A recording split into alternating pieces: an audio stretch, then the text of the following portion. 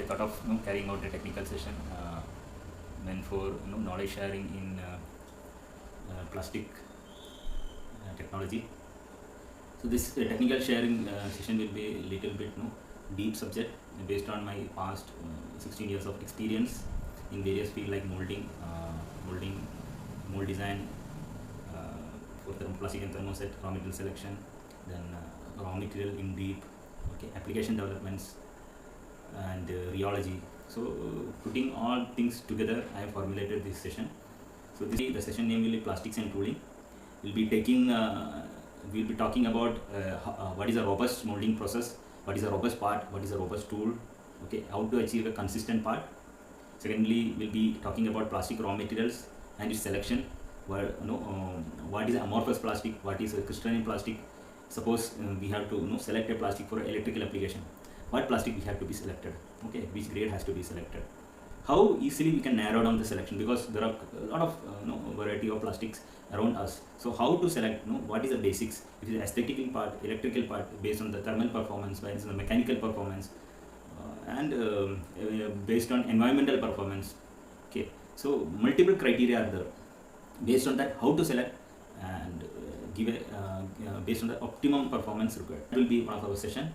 Then and what is the manufacturing process, and we'll be going in injection molding and machine in detail. How the screw and barrel behaves, what are the issues comes in the screw and barrel, how the process happen, fine tuning the process, all these things will be coming in that. And then the next module will be how to prepare a raw material before molding. The raw material preparation, the preheating of the raw material. All these things basically comes overheating. What is overheating? What is the residential time? What is the cumulative drying time of a raw material? These all things comes very important when we are molding a engineering or specialty plastics. So all these things will be going in detail. Then how to establish a molding process, and how to qualify a mold, like a scientific injection molding or decoupled injection molding.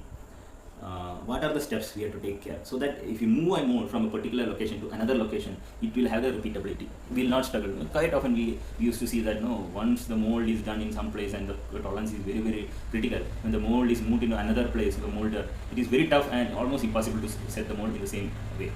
So how to make a mold which runs in all the machines specified.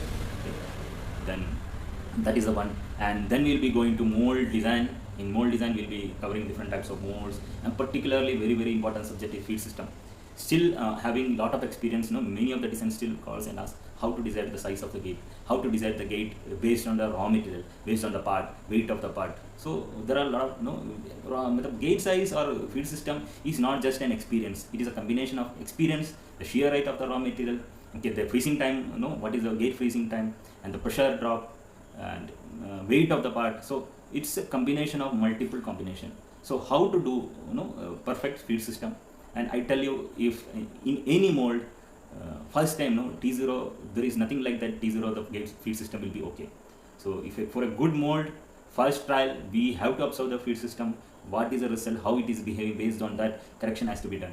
So normally people whenever we talk about feed system, people used to go and correct the initially first trial, people will be correcting screw, because it is the easiest point. But how to know whether we have to correct the screw, runner, or gate? Which is the point where we correct, we'll get a better result. So we, based on the process and some of the criteria, we can understand where has to be corrected. If the gate has to be corrected, we are correcting the screw, we will not get the gate desired result, and vice versa. If the screw has to be corrected, and instead of that, somewhere practically we are correcting gate area, then we will not get the desired result. What should be size of the runner? Why for different material we have to keep different gate size or different runner size? So shear height of the raw material, we will be going deep in this subject, in this module, and we will be going cooling, how cooling has to be done, what is the function of the cooling, how what is the purpose of the mold temperature, what is the surface temperature on the tool steel, how the part behaves, if it is not given properly. Then what is vending for different material, what is the size of the vending, why vending is so important, where to give the vending. And we will be touching on hot runners and all much more, and cycle time optimization. And next session will be next module will be very interesting thing, where we will be bridging everything, and we will be coming to defects in injection moldings. We will be covering almost all the defect ones, sigmas, warp edges, then flash, different kinds of splay marks, black specks, finger mark, like record groove used to like finger in the gate, some blush marks, gate near the gate. It is very difficult to control. Sometimes we say that it has to be controlled in molding, but for a robust process and repeatability, it has to be done in the product design and the tool design. How to do that? How to find out what is the root cause of these problems based on the raw material property, part design, molding, everything combining. We will be holistically attending all these problems. Okay. After this defects, we'll be going into product design. What are the thumb rules for product design? Design consideration, wall thickness, bows, ribs, base thickness, nominal wall thickness to thickness of the each and every element in a product design, radiuses, and different raw material. Based on raw material, what could be the tolerance what is the tolerance which can be maintained in a particular raw material. And then we'll be going at different kinds of grades which can give different flow lengths in a part. If you want to fill a bigger part, which metal has to be used, why? Okay, the same portfolio, suppose we are using polycarbonate, the polycarbonate, which grade can give a better flow, why it is so. So all these things we'll be covering up. Then we'll be going deep into different application development. So for weathering application, what raw material has to be used, and if a part has to be submerged inside the water, or it has to be continuous contact in the water, which material gives a better result. And what are the application? If I want to do a thermally conductive product in a plastic, if I want to do electrically or EMI shielding application in a plastics, if I want to do something where dust will not accumulate, so such application we'll be discussing.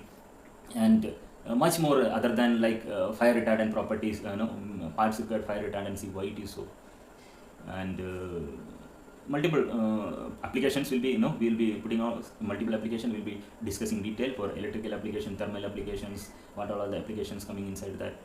So flammability will be one of the application. Then we can think about like outdoor, something is exposed to outdoor. So this training will be a in-depth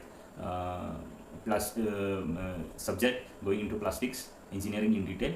And people who has to attend this program, like people already having some amount of experience in plastic, and who are really thinking of gearing up their career, and have a lot of already had some experience, a lot of doubts.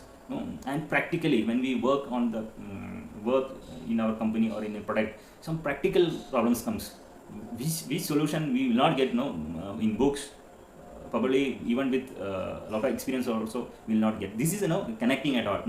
This training connects everything: molding, the tooling process, raw material, rheology, everything, and the knowledge is put together into the process. This training. So let us all meet together. Let us see.